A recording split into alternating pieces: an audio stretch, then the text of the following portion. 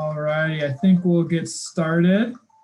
I'm sure there'll be some more folks joining us as we go. Yeah, thank you to those who are on the call here, joining us for the Villa Park West Colfax NTMP community meeting. It's been a while since we last met, and of course, a lot has changed in the world since we began this project, and even since our last community touch point, which we kind of shared with the West NPI and NTMP.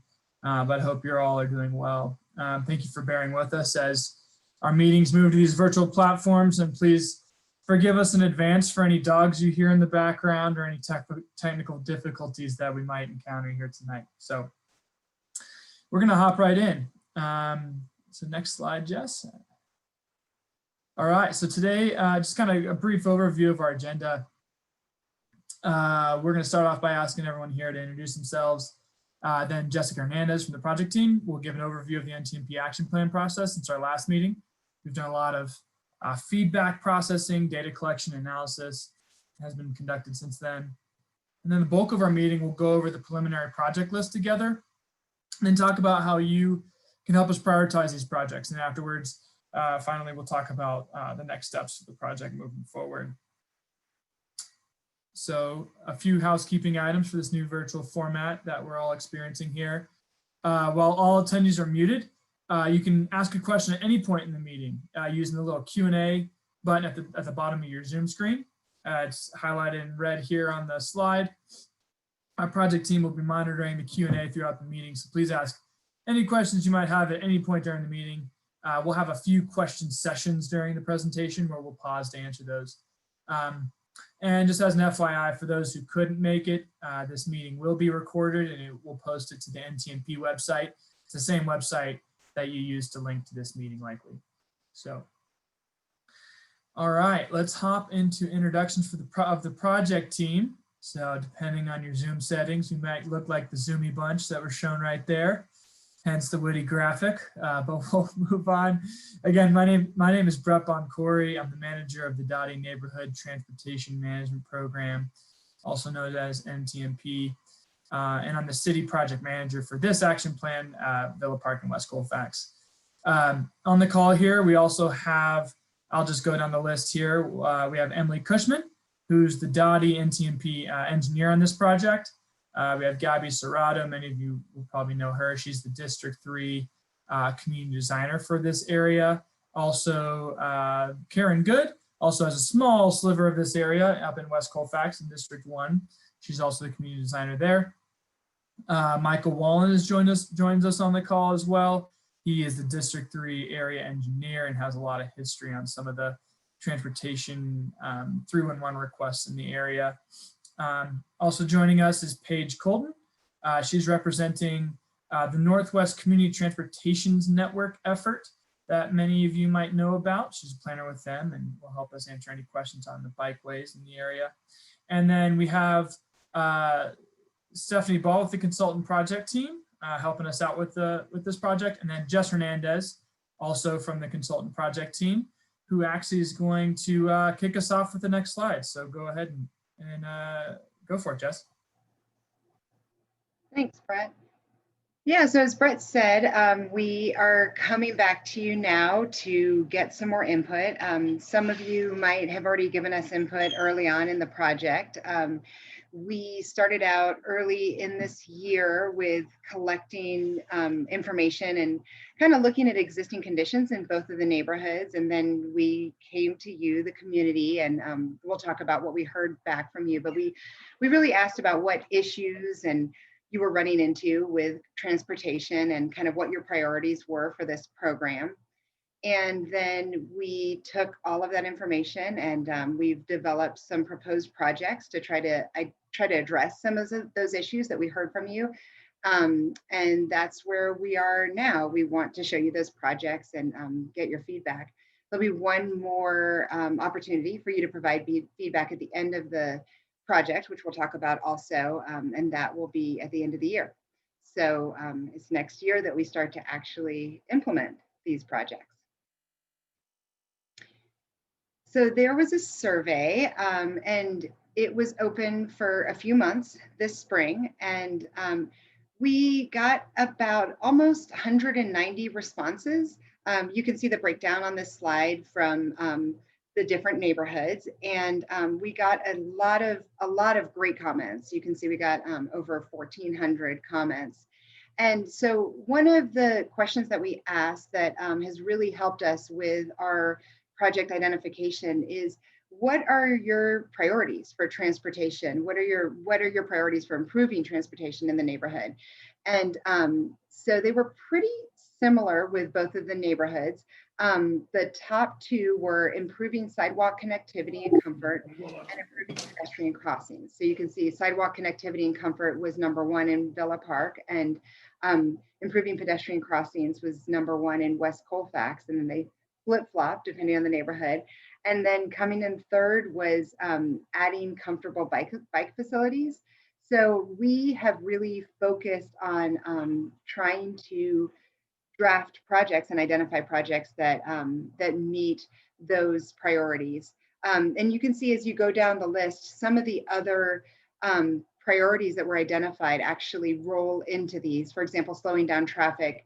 We're looking at that to add comfortable bike facilities or comfortable crossings, and definitely with increasing visibility and things like that. So as part of that survey, we also asked, where are you actually having these challenges? Where are you having issues? And so we asked you to, on an interactive map, put points at locations where you're having biking challenges or challenges as a pedestrian crossing, or where you might feel like you're not as visible or cars are speeding. And so you can see on this map on the right, we summarize that information. And there's the gold are where we heard different responses about corridors or roadways themselves. And then the blue circles are actual intersections. And so each corridor or intersection also identifies how many comments we heard about that location, and then what types of comments. So this map is available on the project website. And so if you want to look at it in more detail, it's also available as a link in the survey. So there's lots of ways to dig into it further if you want to kind of look at something near your address or a place that you visit a lot. But we used this map in addition to anything else we've heard from the community. So if you called in a 311 or you sent in a 311 inquiry, anything that the West Area Neighborhood Planning Initiative is also going on in these neighborhoods. So anything that team heard, they shared with us that had to do with transportation. We did some technical analysis. We looked at crash history and crash trends and ways to mitigate crashes. And then locations that we didn't already have good traffic data, for example, vehicle speed or vehicle volumes, or the number of people crossing, walking, or riding a bike. We also gathered that data as part of this process, and we used all of that information to identify potential projects that we are going to share with you, and we're interested to hear your feedback about those projects. So we're going to pause for a second, and Steph and Gabby, do we have any questions at this point? We do not. Sorry. So we do not, but please don't take it easy on this team. Your hard questions out to them as much as possible so that we can meet. So, put them on the spot. Don't be shy. They're a good team. Yeah. Okay, so we're going to keep on going, and we'll move into the projects now. All right, thanks, Jess.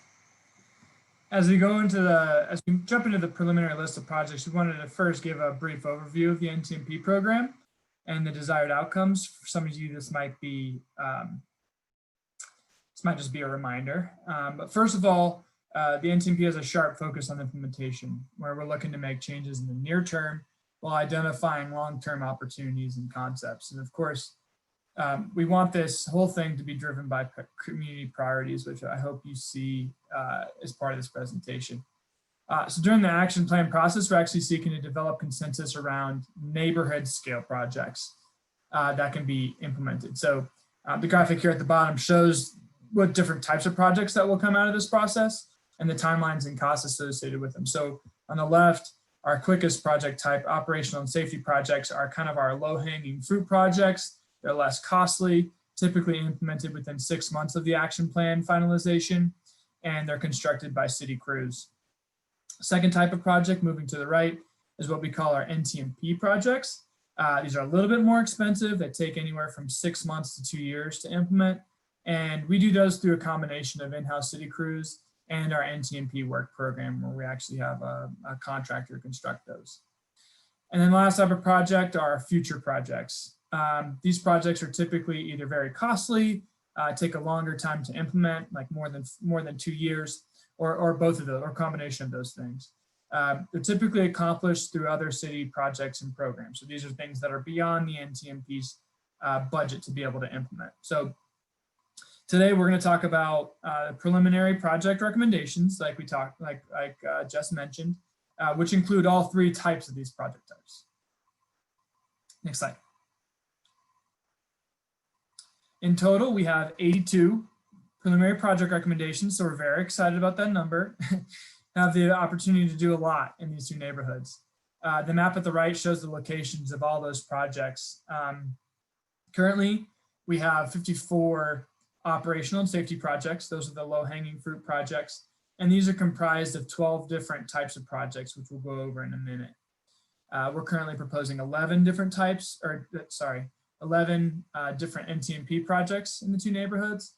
And so these are the important ones. The NTMP has a pretty limited budget to implement these projects. And so these are the projects we want to focus on prioritizing, and we need your help to do so, which we'll talk about later in the presentation here. And then we have 8 future projects proposed, which we also need to prioritize as well, just because we want to make sure we're only focusing and spending our time on the ones that are actually most wanted and needed by the community. And in addition to those, through our first round of public outreach and evaluation, we heard a lot of feedback on bikeway corridors. It's kind of a hot topic in the city right now. And so we identified 4 bikeway corridor recommendations to be carried forward through the Denver Bikeway program and some other projects that are coming up. So as you'll see, since this is far too many projects to go through during our time today, we simply wanted to show you some examples of the types of projects. And so all of these, if you want to, all of these locations and projects are detailed out in the public survey, which we'll talk about at the end of the presentation here. So if you want to take a deeper dive on any of these types of projects or the projects themselves as we go through them, we provided plenty of detail, reading material, great for bedtime stories in the survey for you to chew on, so you can give us your feedback. So without further ado, let's hop into an overview of the projects. So as I mentioned, we've proposed 54 operational and safety projects, and I'll just go through quickly through the types. This includes 1 all-way stop location at 17th and King. We have 7 pedestrian crossing improvements where crossing is currently uncomfortable and unsafe. We've proposed 7 locations for leading pedestrian intervals, or also known as LPIs. This treatment is done where we have a motorist versus pedestrian safety concern at signalized intersections. So what would happen here is the pedestrian receives time to begin crossing the roadway prior to cars being allowed to conduct their turning movements. It gets pedestrians out in the crosswalk, allows them to complete their crossing before turns start. We have 15 locations proposed for new crosswalks to provide more conspicuity of pedestrian crossings. 11 locations proposed for new stop bars. So those are the white lines across the lane at a stop sign to provide more awareness of the stop condition and more separation to make sure that folks are not stopping in the crosswalk. And then we've also identified 31 locations for daylighting improvements. These are a big safety improvement that's kind of really low-hanging fruit, but high on safety benefit, where we place additional no parking signage near intersections to provide better visibility of all users that are traveling through that intersection. We have 3 locations proposed for speed treatments. As you'll see in our NTMP and future projects, which I'm about to talk about, these include many more speed treatments on a larger scale. These operational safety improvements that we're calling out on this slide are just locations where we have speed limit signage modifications, where we're trying to help reinforce safer speeds along the corridor. We have one location at 18th and Lowell where we need to modify some school zone signage. One location at 17th and Federal where we're checking on improving bike detection. Two areas where we've proposed better wayfinding to and from the Lakewood Gulch Trail. One location at 17th and Yates where we need better bike signage. And then two locations where we're proposing geometric treatments to clear up movements at the intersection. So that's it for operational safety projects. Again, these are ones that will likely be implemented within 6 months after our action plan finalization, which we'll talk about, but it's basically our action plan finalization. We're looking for it to be early next year, probably January. Next slide. Now on to the NTMP projects. Again, these are the larger projects that would be implemented within 6 months to 2 years after our action plan is finalized. Again, the NTMP budget is somewhat limited, and so we likely can't accomplish all 11 of these projects. So we're asking you, the community, to help us prioritize these.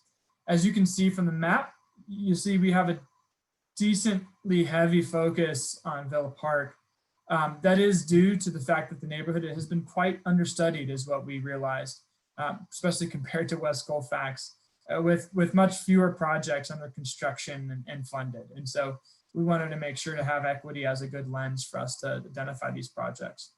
So there are a few buckets of projects that we've kind of been able to lump these NTMP projects into.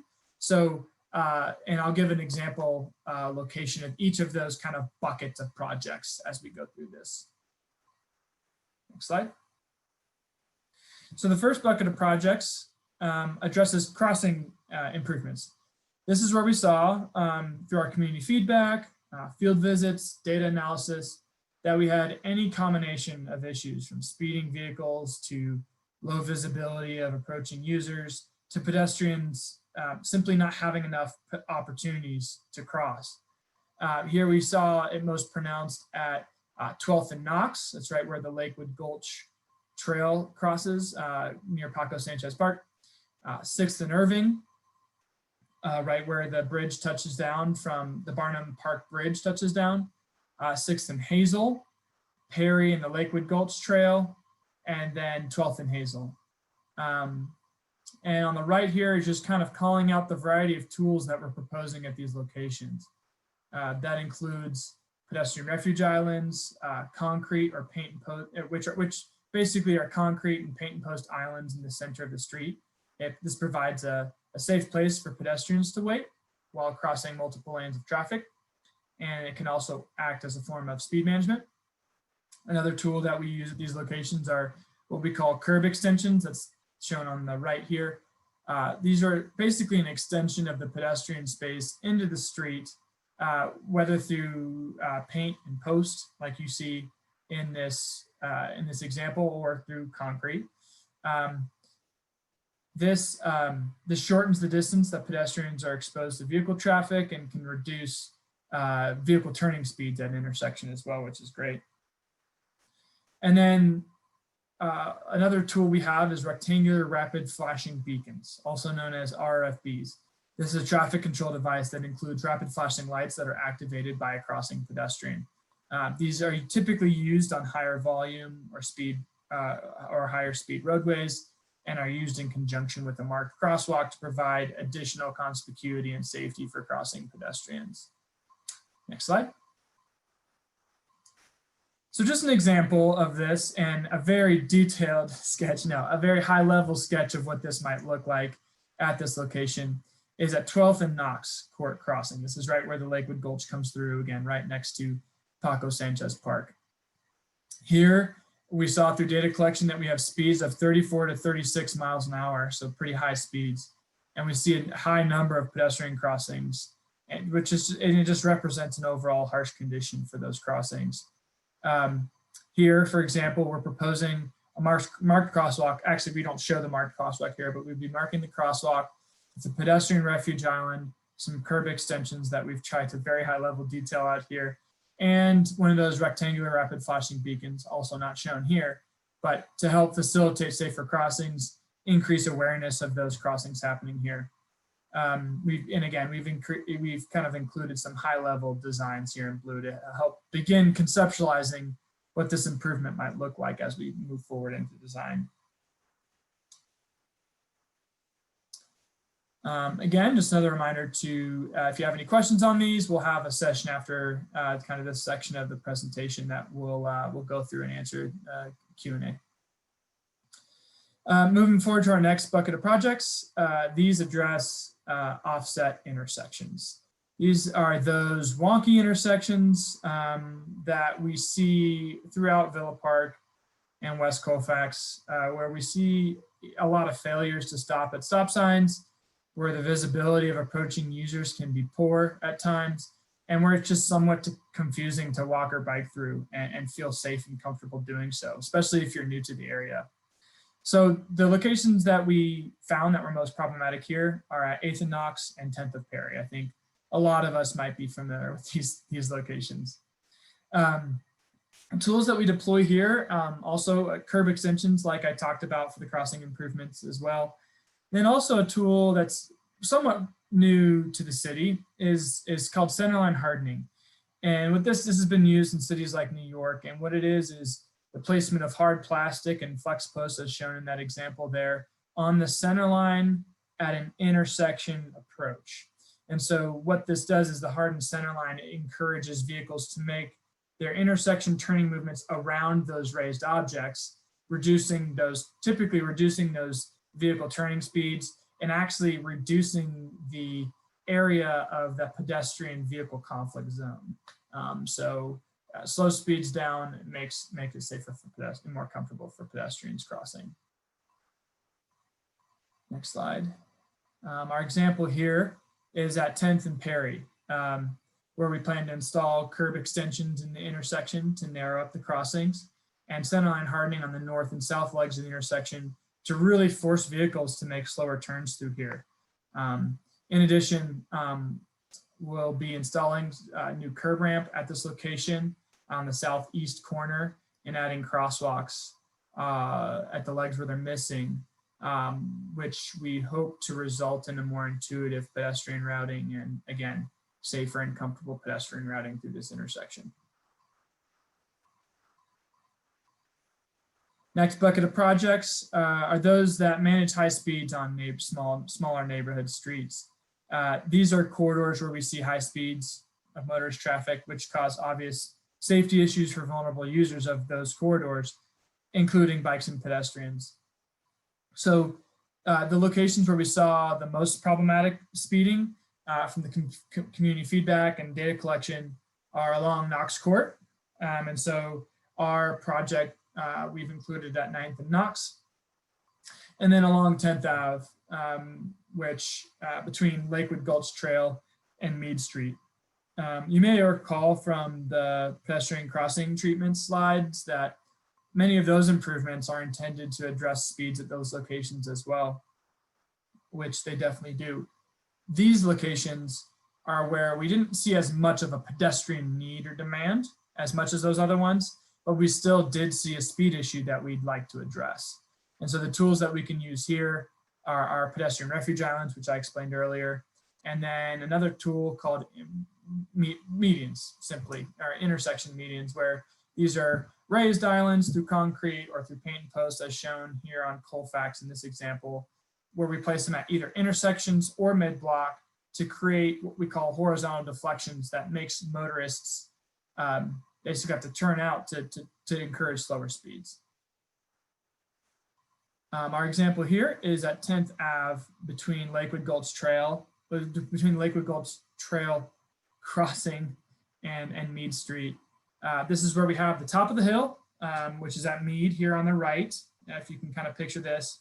And the bottom of the hill is at the Lakewood Gulch Trail, shown here on the left. Here we consistently, for example, see speeds upwards of 36 miles an hour on this road, which obviously just makes this location really uncomfortable and sometimes an unsafe place to cross as a pedestrian bicyclists or a motorist. And we even have a bus stop right around Meade Street that really encourages a lot of crossing happening there from a pedestrian standpoint.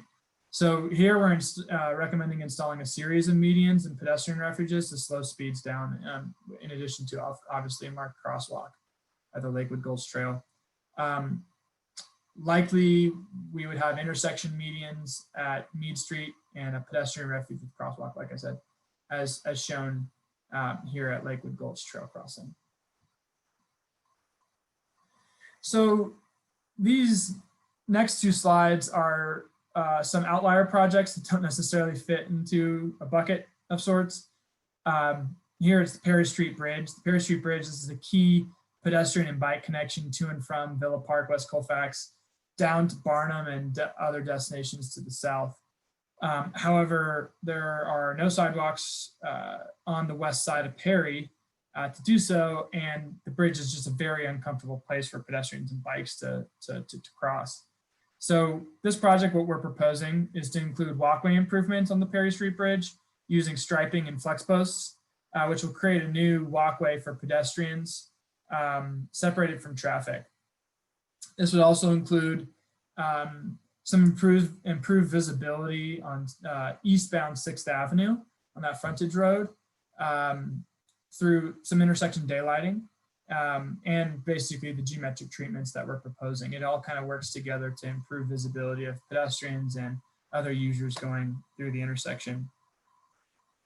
One thing to note on this is that these type of walkway improvements are a little bit new to the city and are subject to CCD approval as they move into design. So this is just a good example of a place where we might pilot this new kind of treatment on these roadways. Next slide. And our last NTMP project here that we'll talk about is 14th and Tennyson. During our outreach, we heard a lot about vehicle cut through on 14th Ave. It's perceived that folks are avoiding Colfax traffic and cutting through the neighborhood along 14th Avenue.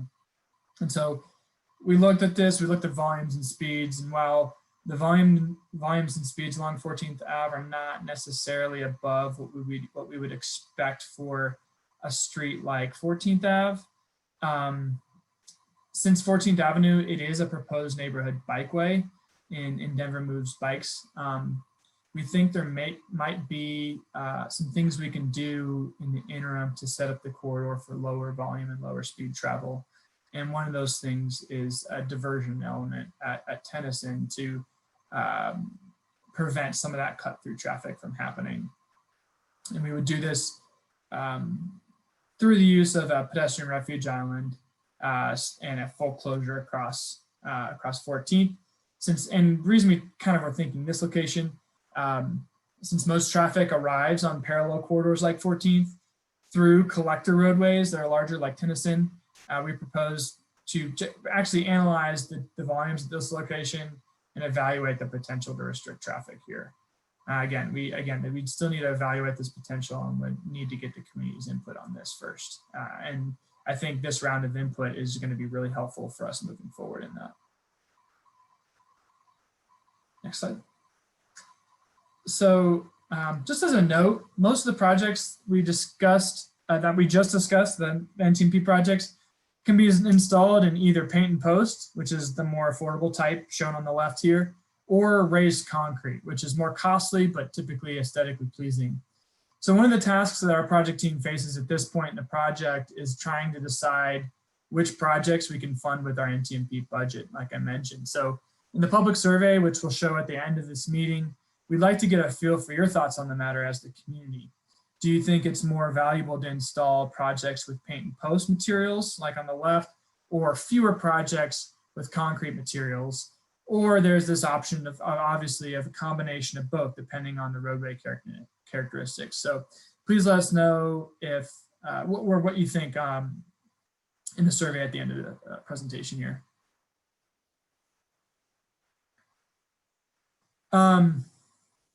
Our last real category of projects is future projects. As a reminder, these are projects that are more costly, they take more time and coordination, with other agencies or a combination of all of those. These would likely be carried forward more than 2 years from the action plan finalization, and they'd likely be carried forward by other projects and programs. So the first type is speed limit reduction studies. We have the ability to study speed limit reductions on corridors that meet certain city criteria.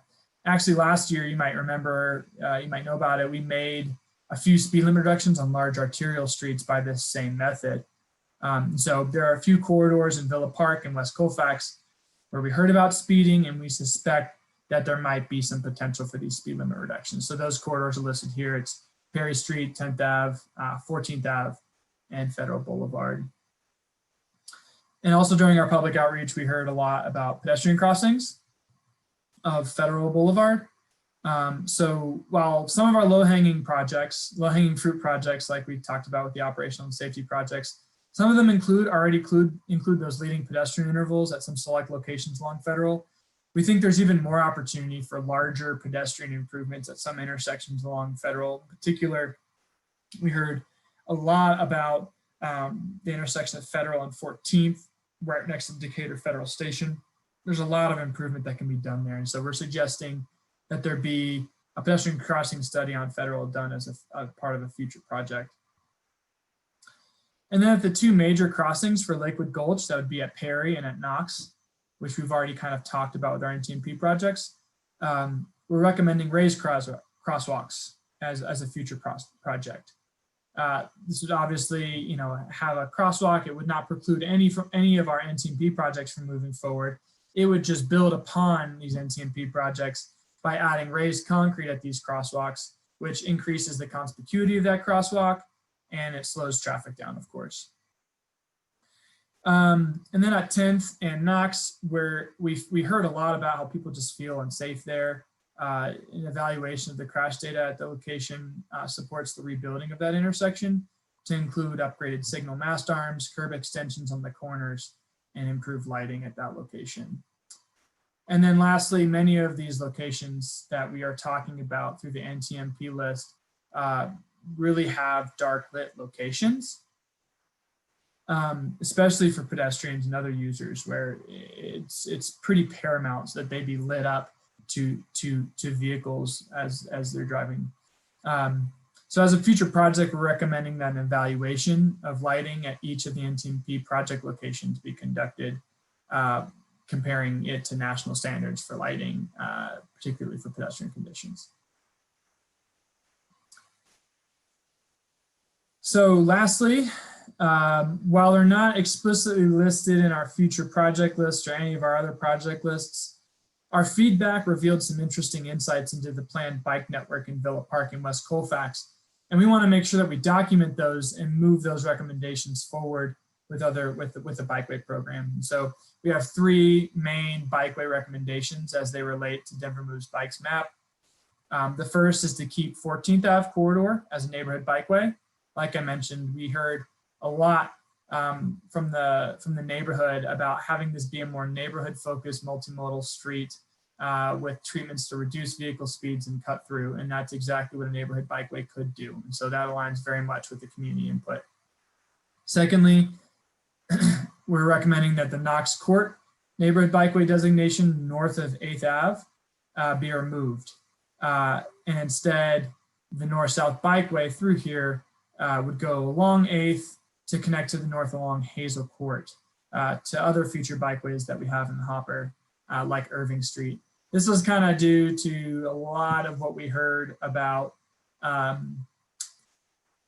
how Knox Court does not feel too good to bike down currently, and having a neighborhood bikeway on there just likely is not feasible. And so figuring out a different route to go north-south here. We do understand, though, there is a need to connect the RTD station right at Knox. And so some consideration will go to that too when that bikeway is studied in the future. And then lastly, as you might know, Denver's undergoing a huge effort to plan, design, and build 125 miles of bikeway in the next 3 years. This effort's called Community Transportation Networks. And a bikeway on Perry Street is being considered as part of that effort. And so we're recommending that Community Transportation Networks effort consider the Perry Street Bikeway continue up to 10th Ave, but potentially jog to a parallel corridor such as Tennyson to continue to the north. Again, this aligns with input we heard regarding bike conditions along Knox and the desire to potentially use Tennyson and its conveniently placed bridge over the Gulch to get to the north. So the Community Transportation Network effort will be evaluating Perry Street later this fall. So more to come on that. But in the interim, we can probably address any questions you have on that as well. So, so yeah, this was a lot of information. I'm sure there are a lot of questions coming through. So we'll pause for questions now. Yeah. Hello, everybody. So I'll be your Q&A moderator, sort of. Again, please type your questions to the team. Don't go easy on them. Please, this is your opportunity to give them a hard time. And so, we do have a couple of questions. We actually don't have that many. So again, please send them in. I guess the first one is, are there any plans to run a direct light rail line on Colfax? And specifically that question called out a light rail line. So we do not, I'm gonna take a swing at that one. And if anybody else from the team has a little more information, feel free to jump in. The city and RTD is not planning on a light rail line on West Colfax. Basically, this project is specifically for the West Colfax neighborhood. And so we do not have plans for a light rail line on the corridor. Colfax is listed as one of those corridors by RTD and DOTI as a corridor that needs an enhanced transit system. And our transit team is working on the East Colfax bus rapid transit improvements, which basically ends, that project ends right at Broadway. But we know that there's that demand to continue it all the way to Sheridan. But specifically about a light rail line, there will not be, at this time, we do not foresee a light rail line on West Colfax itself. We do foresee something in the far future that would tie to the East Colfax BRT, bus rapid transit. So our second question is also sort of related to Colfax itself. What plans have been drafted to make the intersection of West Colfax and Irving safer? We recently had a pedestrian fatality there on the corridor, and right now we have a ghost wheelchair actually right in that intersection. And Karen, will you be able to answer this question? Sure. Thanks so much, Gabby. And Jess is going to bring up a graphic from our West Colfax pedestrian and transit improvements so that everyone can see that. And I'm hoping, oh, thank you. I was just going to ask Jess to zoom in a little bit. So what you can see is the existing intersection. And Jess is moving it around a little bit so you can see what we're proposing to do. And what that includes is the yellow line in the middle is the existing median, and the dark line between right there that you can see between Julian and Irving is an addition. Thanks so much, Jess. In addition to that median that will help provide some additional protection and connection to the bus stop and reduce the possibility of conflict there. Then hopefully what you all can see is at the corner there of Irving, both the northwest and southwest corners are getting curb extensions and bulb outs there to help obviously shorten the crossing distance, both of Colfax and of Irving for folks going to the library there or that are going to the bus stop. So those are some key elements, and folks can go online and look at all the intersections between Irving, all the improvements, I should say, from this bond project between Irving and Sheridan. So as I said, that project is starts at Irving, right where the recent crash occurred, and goes all the way west to Sheridan. And hopefully that answers the question related to what we're doing from a bond perspective. Those are planned to be installed by 2024, but in the shorter term, we are also working on signal timing.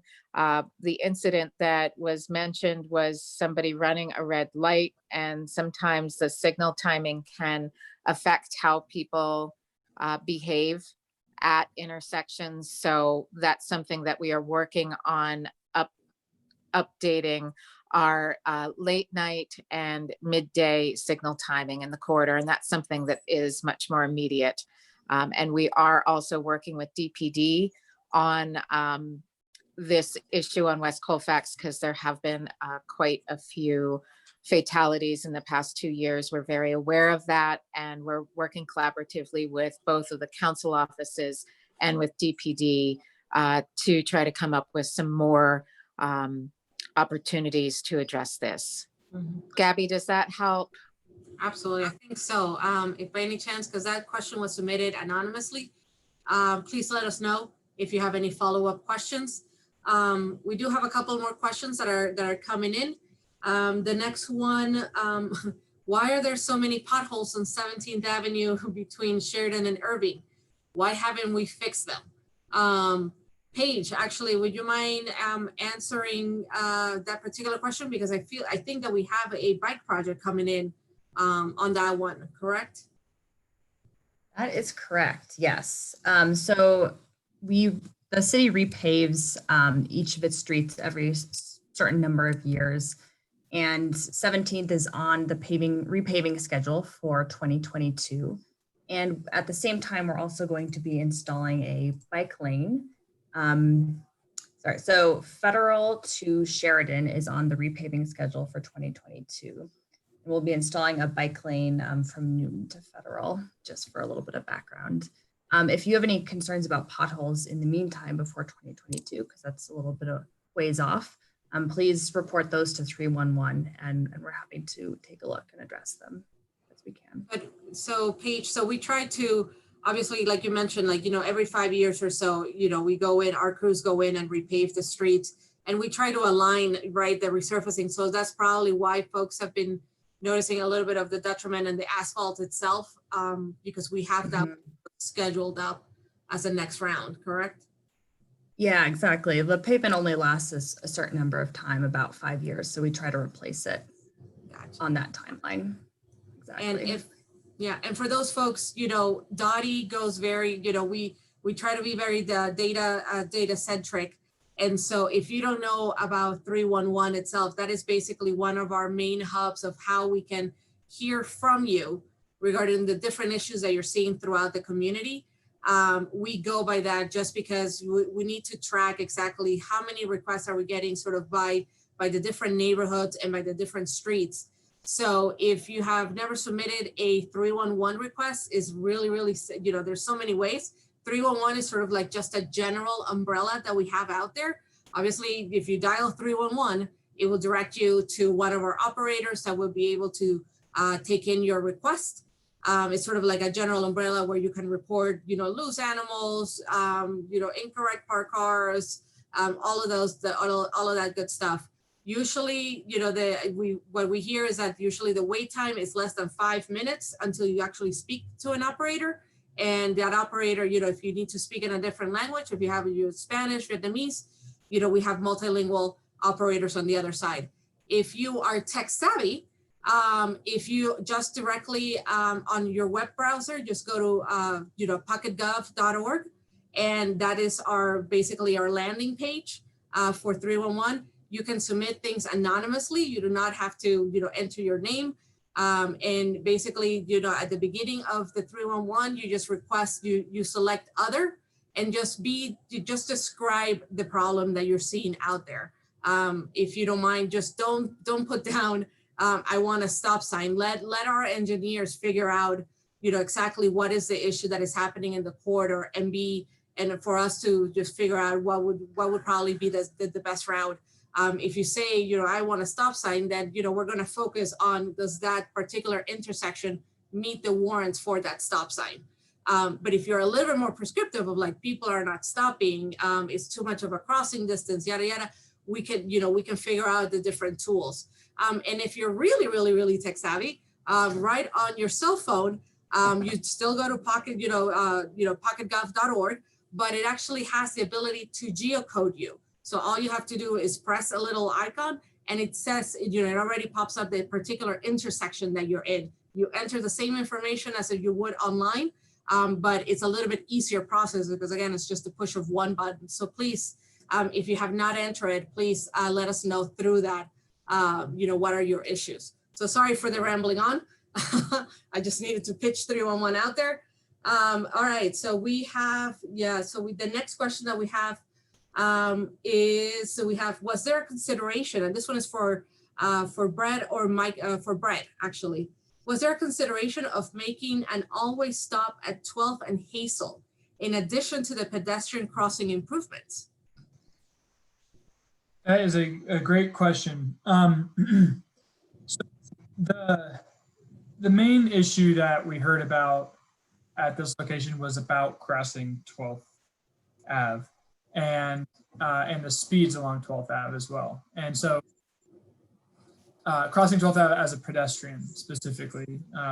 And so when we started looking at solutions, an always stop actually is necessarily in the toolbox for slowing down speeds.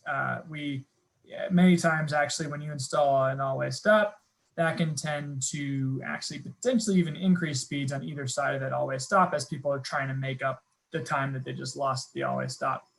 And so no, we did not look at that. That's definitely something that we can evaluate though. Again, potentially we do have some time or leeway to do that. But as of now, it would just be a pedestrian refuge island with a crosswalk there because that kind of takes care of both the speed issue that we're seeing and the pedestrian crossing issue that we're seeing. So good question. Nice. Awesome. Thank you, Brett. We have a little bit of a long question, the next one. Actually, Brett, you may be able to help out, but probably also Michael might have to step in. This is from Drew. Thank you, Drew, for your question. The first project mentioned at 12th and Knox is near the Knox Court Station and also the Denver Housing Authority's Westridge development. This development is scheduled to be rebuilt and may tie into some of the concerns. Are you in contact with the DHA so that tax dollars can be leveraged prudently and changes in this area over the next couple of years are taken into consideration in your agency's plans? Mm-hmm. Yeah, that's a great question. I really appreciate you asking that. So yes, DHA and the Westridge development is plugged into, one thing we didn't mention is our stakeholder committee that we've been meeting with throughout the project. So we have been in conversations with them and have recently, it's come to our attention that for instance, connecting into Knox Station, for instance, would be a little bit easier via King Street, which goes right through the Westridge development. And so that's one thing that we will be coordinating with them on to see if there's any potential for, say, if someone's trying to access Knox Station from the north with a bike, if we can somehow improve the right-of-way and wayfinding signage and all, for folks to access that station off of King Street onto a pedestrian path that's just west of the Royal Village Apartments. So yeah, we are coordinating with DHA. It's a really prudent question to ask us about with the resources to combine resources to get good things done. So great question. Awesome. What are the plans? This could be potentially for Brett as well. What are the plans to reduce noise on Colfax between Irving and Federal? It is very noisy during rush hours. Okay, sure. So, I mean, I can also help answer that one. Yeah, I was gonna say maybe Gabby with the Cloverleaf project. Right. I'll say that NTMP doesn't necessarily have that we don't have the ability in this NTMP project. I'll just say this for now. We don't have the ability in the NTMP project to do any noise reduction type things, especially because it's on Colfax, and that's a high injury network and large arterial, and a lot of the improvements that are done to that are much larger budgets. But I'll refer to Gabby on the other potential options if there are any. Yeah, so like Brett said, yeah, obviously Colfax and federal are owned by CDOT. So obviously we do, TOTI is, is very limited about what can actually be done regarding all of this. However, we are, for those of you who don't know, we are studying with CDOT, we're studying what other elements we can do on the Cloverleaf itself, basically that big intersection between federal and Colfax. Right now Colfax sort of dips and goes, and federal goes on top, and that's probably also obviously what's causing the additional noise. Obviously there's nothing really stopping that sound. There's no development in the area right there. And obviously, cars can speed up, through that particular location, causing even more noise itself. So with the West Colfax bid, last year they wrapped up what their vision would be for that intersection, for that Cloverleaf, that intersection between the two roads. And what DOTI and CDOT are doing is basically we accepted, what the community's vision is, and we're basically just running a couple of more analysis about, how can it actually sort of pay off. That piece of land is owned by CDOT, and they are looking at ways of basically, better utilizing the space that we have there, especially with Stadium District that is popping up right next door, and the Sun Valley redevelopment, the DHA is kicking off. And so obviously this is an underutilized piece of land that we should certainly try to utilize it. And so we're in that process. I do believe that we have an upcoming public meeting about this. I am not 100% sure, but I can try to look it up and put it in the chat. But that would probably, alleviate in the future, that would alleviate that noise level, because we would have buildings, and that intersection would be at grade, basically, just like a traditional intersection, and installing trees and buffer for that noise to be reduced and for people to slow down. So thank you for that question. That was sort of anonymously as well. We do have an interesting one over here. What is DOTI's predictions for Broncos Super Bowl, and will this plan change or install parking restrictions? I am not 100%. Anybody that is a football, I like this question. This was very, left field, hence, football, baseball. Okay. I am not sure what it's meant by Super Bowl, Broncos Super Bowl. So is anybody a football fan? Because I am not. I wonder if this is Mile High, or what do we call it? This is about the Stadium District redevelopment. I can totally talk about that. Denver hosting a Super Bowl. I think it's the potential for that. I don't know. Are we hosting a Super Bowl? Yeah, so I don't know. I would take that, and I'd say we're not totally sure about how to answer that one. Well, we can look into that. Yeah. If you provide us, maybe if you provide us, we have an email at the end here. If you provide us your question and your name, we can get back to you on that. Not totally sure how to answer that at this point, but a good question. Maybe the pertinent part is, will this plan change or install parking restrictions? Yeah. Okay, great. Yeah, maybe you can answer. Good point, Paige. So no, this plan will not change any sort of parking restrictions. Although our curbside and parking group, of course, is very active and has actually recently installed quite a few daylighting projects in the northwest corner of the West Colfax neighborhood.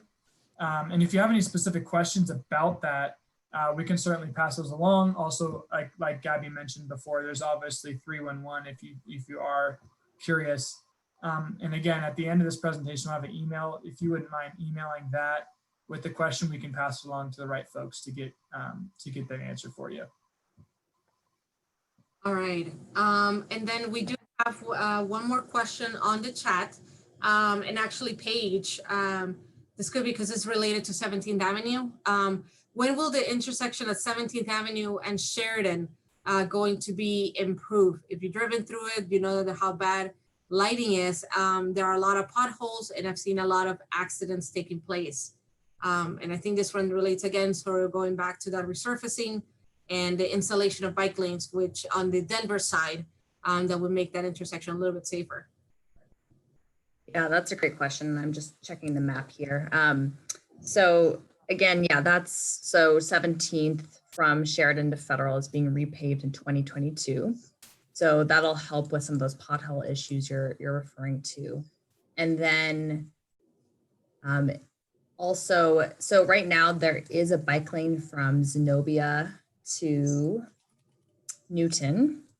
So Zenobia is just one block over from Sheridan. So that block from Sheridan to Zenobia, we're going to complete that bike lane on 17th in 2022, in addition to the portion to the east of Sloan's Lake. So we can definitely take a look at that when we plan that bike lane project. Sometimes we do make intersection improvements. Unfortunately, because it's a different city, you know, west of Sheridan, there are kind of some jurisdictional issues that we run into when we're making intersection improvements, but we'll definitely look into that when we're planning that bikeway. Awesome. Great. And how, I know that we wanted to reserve Brett a couple of minutes, obviously, so that the folks in the call, can jump on the survey, and if they have any questions to ask us. Yeah, so that's actually next. So Jess, do you Yeah. want to go ahead and take that away?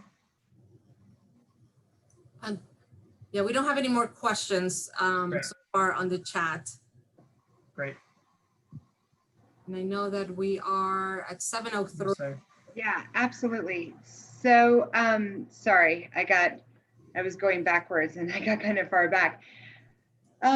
So yes, we wanted to make sure that everybody has an opportunity to give us their feedback in the online survey. And before we get to that point, we just wanted to review that there's one more additional opportunity to give feedback. And we're really hoping that you can tell your neighbors, if you have groups that you're a part of, let them know that there's both the survey and then this opportunity this Saturday between noon and 4 p.m. Gabby and Brett will be at Paco Sanchez Park, and that'll be an opportunity to talk to them in person and also do the survey. And we are going to be following very strict COVID protocols. So both Gabby and Brett will be in masks, and it will be, social distance. And so we ask that if you do come, that you also follow the protocols as well. And to that point of getting the word out, we have developed what we're calling an outreach package. But what it is it's a digital flyer that you can see here on the right.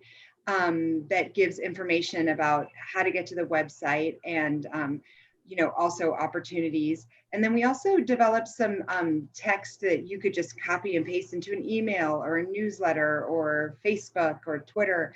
And so if any of you would like this information, please just put your email address into the Q&A and we will send it out to you. Maybe not after this meeting at the end of the night, but we will send it out to you first thing in the morning. And we would just really appreciate your help getting the word out as much as possible. We at this point have gotten around 85 responses to the survey. The survey is open through Monday evening. And, we would like to get as many responses as possible. We'd like to get more representation than just the 85 that we've had so far. It takes about 9 minutes. It actually, when we look at the survey, it gives us average response time. So we know that it's been taking about 9 minutes. And there are both English and Spanish versions available. So just to end this meeting before we give you an opportunity to do the survey, we just wanted to remind you, I think we've kind of mentioned these next steps, but this summarizes it pretty clearly. Right now, after the survey closes on Monday, we are going to really dig into all of the feedback we got from you, and that will help us to finalize the NTMP and future projects that are going to be moved forward to, future projects move forward into future recommendations and future plans and projects, but the NTMP projects will move forward into construction. So in November, once we decide on those projects based on your feedback, then we will develop some designs, and those will all be put into an action plan that is going to talk about the timeline and what those designs look like. And in December, you'll have an opportunity to give us your feedback on those designs, on the action plan. And once we, again, incorporate your feedback, we will finalize the action plan, and next year begin the implementation of the operational and safety and NTMP projects. So I just want to check, are there any other questions before we move into the survey? I just want to say I saw Matt dropped in the Q&A that you've been handing out flyers at the library for us. We really appreciate that. That's the kind of help that we need. Yes. We're really trying to get representative feedback on this, hence the in-person Yes. meetings, hence all the different types of opportunities for input. So anything that you can do to spread the word, that would be great. If you do want physical flyers, we will be at Paco Sanchez Park on Saturday from 12 to 4. And we will have flyers there that you can pick up, and we'll just give you a bunch of flyers to hand out, and we would love that.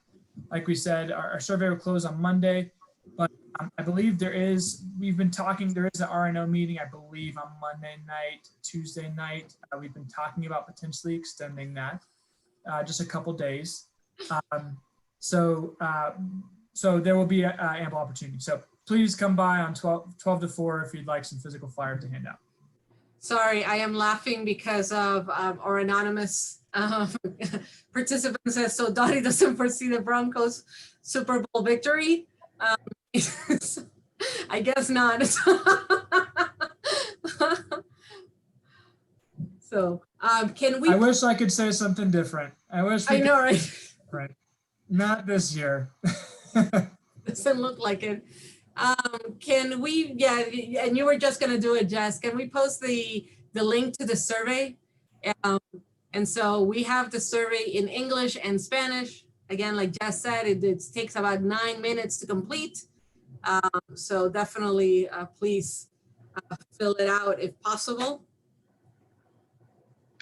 Yeah, and I think that we decided that to support anybody that's on this call, that we will go ahead and stay on this call so that while you're doing the survey, if you have any questions, feel free to pop your questions again in the same format, so you'll have to have more than one tab open or window open to do this. But if you've already taken the survey or you'd like to take it at a different time, feel free now to, when you're ready, you can drop off the call. But for anybody that stays on it and is taking the survey, we'd be happy to stay and answer any questions. And then you can also see that there's an email address, and you are welcome to send us emails if different questions come up in the future that you have any questions. And our website, which I realize is not available on here, which I can fix in just a second.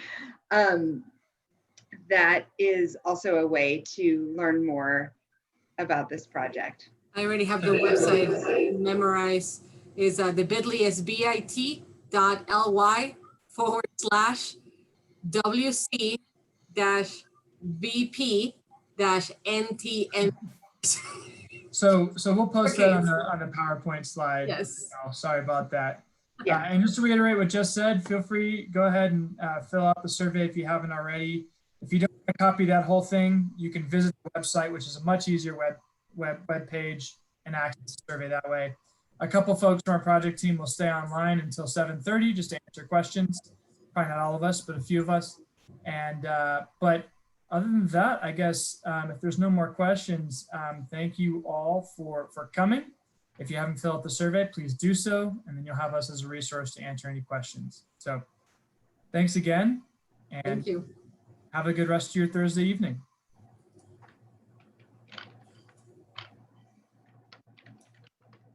I'll play some play out music for us as we wait.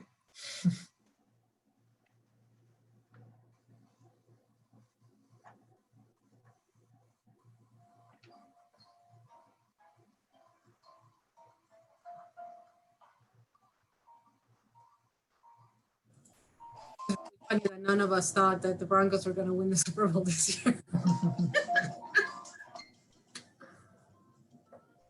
Next year. No, okay.